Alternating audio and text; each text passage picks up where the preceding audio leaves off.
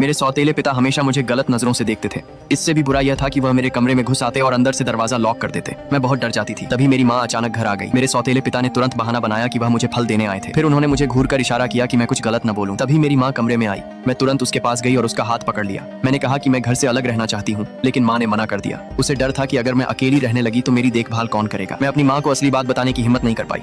मेरी चुप्पी देखकर सौतेला पिता और भी खुश हो गया। मुझे समझ नहीं आ रहा था कि क्या करूं, इसलिए मैं अपना गुस्सा निकालने के लिए घर से बाहर निकल गई। तभी अचानक एक बुजुर्ग महिला सड़क पर गिर गई। मैंने तुरंत उसे उठाया। मैं उसके परिवार को फोन करके उसे घर पहुंचाना चाहती थी, लेकिन उसने मना कर दिया। उसने बताया कि वह घर से इसलिए भागी है क्योंकि उसका बेटा शादी करने के लिए तैयार नहीं है। फिर अचानक उसने मुझसे पूछा कि क्या मेरा कोई बॉयफ्रेंड है। वह मेरा रिश्ता अपने बेटे से करवाना चाहती थी। मैं मना करने वाली थी, लेकिन तभी मेरे मन में एक ख्याल आया, अगर मेरा कोई पति होता तो शायद मैं अपने सौतेले पिता से हमेशा के लिए दूर जा सकती थी। इसलिए मैंने बुजुर्ग महिला का प्रस्ताव तुरंत स्वीकार कर लिया। कुछ समय बाद मैं उस रेस्टोरेंट में पहुंची जहां उसने मुझे बुलाया था, लेकिन जैसे ही मैं बैठी और अपना परिचय दिया, उस आदमी ने अपना चश्मा उतारा और सीधे कहा कि हमें जल्द